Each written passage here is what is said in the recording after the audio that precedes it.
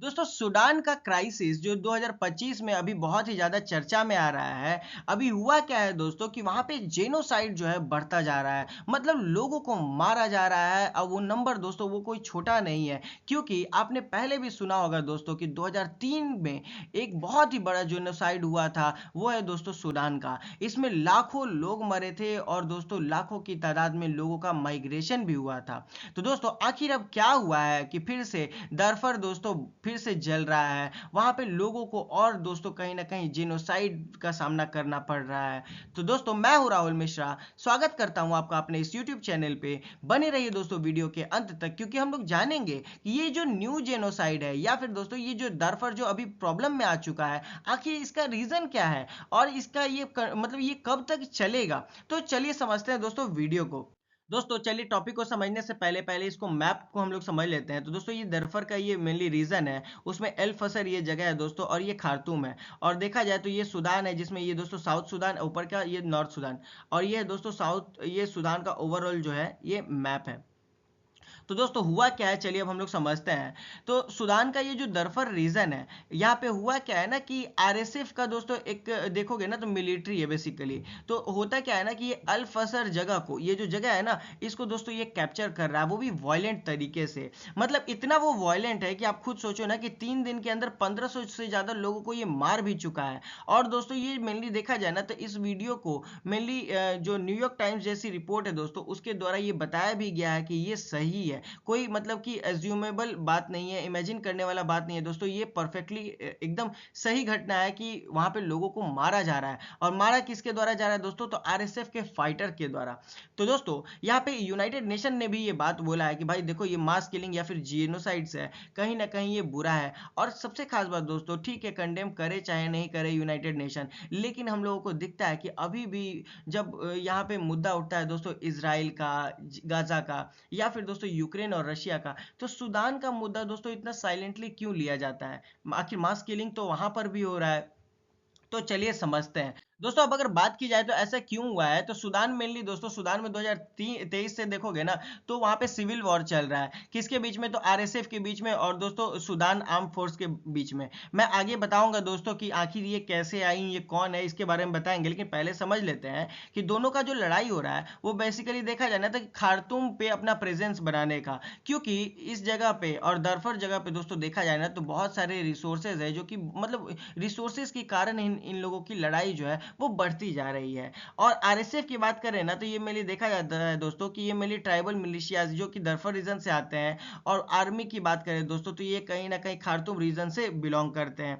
तो ये conflict mainly हम लोगों को दिखता है कि एथनिक डिवीजन के तौर पे है या फिर दोस्तों पॉलिटिकल राइवलरी भी है। दोस्तों चलिए समझते हैं कि आखिर ये मुद्दा स्पार्क में, मतलब ये मुद्दा अभी लाइमलाइट में कैसे आया।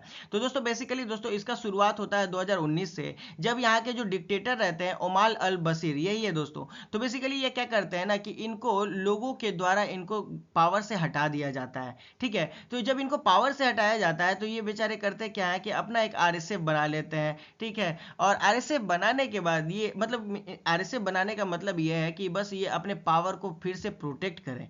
ठीक है, तो ये कहीं ना कहीं करते क्या है कि मिलिट्री और पॉलिटिकल पावर को सपोर्ट करने लगते हैं। इनफैक्ट देखा जाए तो मिलिट्री और पॉलिटिकल पावर भी थोड़ी मोड़ी इनको सपोर्ट करने लगती है।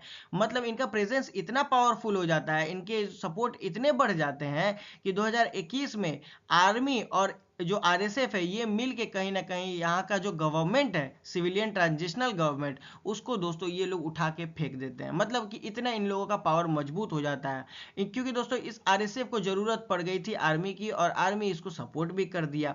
लेकिन अब बात आता है कि कुछ समय के बाद कि भाई अब पावर को चलाएगा कौन, क्योंकि मिल के तो दोनों ने काम किया है। तो भाई पावर को चलाएगा कौन? यही पावर को चलाने का मुद्दा दोस्तों गर्मा गर्मी का सिचुएशन क्रिएट करता है। मतलब कि आर्मी चाहता है दोस्तों कि आरएसएफ जो है वो उसके अंडर में रहे, लेकिन बेचारा आरएसएफ बोलता है कि नहीं, देश को तो हम ही चलाएंगे। और यही कहीं ना कहीं दोस्तों मुद्दा जो है इन दोनों के बीच में एक लड़ाई को पैदा कर देता है, एक सिविल वॉर को पैदा कर देता है। और इसी का अंजाम दोस्तों आज तक साउथ सूडान जो है या फिर पूरा ओवरऑल सूडान दोस्तों भुगत रहा है। बेसिकली दरफर का रीजन हो गया, या फिर दोस्तों हम लोग देखें तो अल बसर, मतलब इस तरीके का ओवरऑल अगर देखा जाए ना, तो सूडान में अगर जब तक अच्छे से गवर्नमेंट को स्टेबल नहीं किया जाएगा तो इस तरीके का कॉन्फ्लिक्ट दोस्तों होता ही रहेगा। दोस्तों अगर बात की जाए ना, तो इसका जियो पॉलिटिकल एंगल अगर हम लोग समझे तो यूएई यहाँ पे मेनली फंड कर रहा है आरएसएफ को।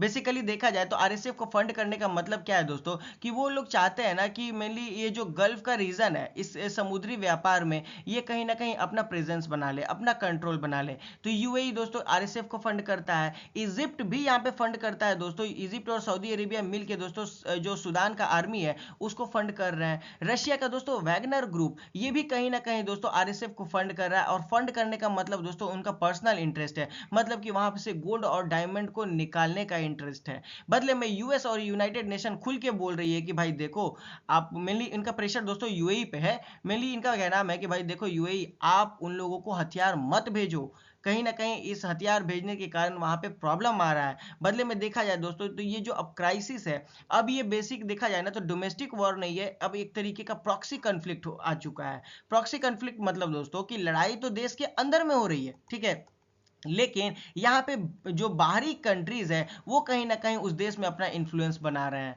दोस्तों कहीं ना कहीं ये जो मिडिल ईस्ट के पावर्स है ये कहीं ना कहीं उसमें प्रेजेंस बना रहे हैं, और इसी के कारण सूडान का दोस्तों जो अभी का स्थिति है वो और बुरा होता जा रहा है। और अभी के टाइम पे कहीं ना कहीं बड़े जो ग्लोबल लीडर्स हैं उनको यहाँ पे आकर इस मुद्दे को दोस्तों सुलझाना चाहिए। दोस्तों ओवरऑल अगर इस टॉपिक की बात करें, मतलब सूडान के इंटरनल कन्फ्लिक्ट की, तो हम लोगों को दिखता है कि ये बस इंटरनल कन्फ्लिक्ट ना होकर दोस्तों ये एक रीजनल और प्रॉक्सी का बैटल फील्ड बन चुका है। मतलब कि मिडिल ईस्ट के कंट्रीज अब कहीं ना कहीं यहाँ पर आके दोस्तों लड़ाई कर रहे हैं। और साथ ही साथ ये जो दरफर का रीजन है दोस्तों कहीं ना कहीं फिर से एक ह्यूमैनिटेरियन ग्रेवयार्ड बन चुका है, जो कि दोस्तों कहीं ना कहीं दिखाता है कि ये इंसानियत के ऊपर एक बहुत बड़ा चोट है। क्योंकि 3 दिन के अंदर दोस्तों 1500 लोगों को मारना, वो भी दोस्तों प्रूवन है बड़े जर्नलिस्ट, मतलब कि बड़े बड़े जर्नलिज्म के द्वारा। तो अब खुद सोच के देखो दोस्तों कि ये कितना ब्रूटल हो सकता है। इनफैक्ट अगर बात करें तो अभी के टाइम पे अगर जो बड़े बड़े ग्लोबल लीडर्स हैं अगर अभी के टाइम पे नहीं आते हैं, तो कहीं ना कहीं दोस्तों ये फिर से हम लोगों को 2003 का जेनोसाइड का याद दिला देगा, जब लाखों लोगों को दोस्तों मारा गया था, रेप किया गया था, किडनैप किया गया था। इनफैक्ट दोस्तों उस टाइम पे अर्थव्यवस्था को भी बहुत बड़ा ठेस लगा था। दोस्तों चलिए समझते हैं कि आखिर ये मुद्दा स्पार्क में, मतलब ये मुद्दा अभी लाइमलाइट में कैसे आया। तो दोस्तों बेसिकली दोस्तों इसका शुरुआत होता है 2019 से, जब यहाँ के जो डिक्टेटर रहते हैं ओमार अल बशीर, यही है दोस्तों। तो बेसिकली ये क्या करते हैं ना कि इनको लोगों के द्वारा इनको पावर से हटा दिया जाता है, ठीक है। तो जब इनको पावर से हटाया जाता है तो ये बेचारे करते क्या है कि अपना एक आरएसएफ बना लेते हैं, ठीक है। और आरएसएफ बनाने के बाद ये, मतलब आरएसएफ बनाने का मतलब ये है कि बस ये अपने पावर को फिर से प्रोटेक्ट करें, ठीक है। तो ये कहीं ना कहीं करते क्या है कि मिलिट्री और पॉलिटिकल पावर को सपोर्ट करने लगते हैं। इनफैक्ट देखा जाए तो मिलिट्री और पॉलिटिकल पावर भी थोड़ी मोड़ी इनको सपोर्ट करने लगती है। मतलब इनका प्रेजेंस इतना पावरफुल हो जाता है, इनके सपोर्ट इतने बढ़ जाते हैं कि 2021 में आर्मी और जो आरएसएफ है ये मिल के कहीं ना कहीं यहाँ का जो गवर्नमेंट है, सिविलियन ट्रांजिशनल गवर्नमेंट, उसको दोस्तों ये लोग उठा के फेंक देते हैं। मतलब कि इतना इन लोगों का पावर मजबूत हो जाता है, क्योंकि दोस्तों इस आरएसएफ को जरूरत पड़ गई थी आर्मी की, और आर्मी इसको सपोर्ट भी कर दिया। लेकिन अब बात आता है कि कुछ समय के बाद कि भाई अब पावर को चलाएगा कौन, क्योंकि मिलके तो दोनों ने काम किया है। तो भाई पावर को चलाएगा कौन, यही पावर को चलाने का मुद्दा दोस्तों गर्मा गर्मी का सिचुएशन क्रिएट करता है। मतलब कि आर्मी चाहता है दोस्तों कि आरएसएफ जो है वो उसके अंडर में रहे, लेकिन बेचारा आरएसएफ बोलता है कि नहीं, देश को तो हम ही चलाएंगे। और यही कहीं ना कहीं दोस्तों मुद्दा जो है इन दोनों के बीच में एक लड़ाई को पैदा कर देता है, एक सिविल वॉर को पैदा कर देता है। और इसी का अंजाम दोस्तों आज के लिए बस इतना ही। कैसा लगा वीडियो आप हमें कमेंट में बता सकते हैं, और अगर ये आपको पसंद आया दोस्तों तो वीडियो को please like, subscribe and bell icon को प्रेस करें, जिससे कि आपको आगे की आने वाली वीडियोस का अपडेट मिलता रहेगा। मिलते हैं अगले वीडियो में, तब तक के लिए अपना ख्याल रखें। Thank you.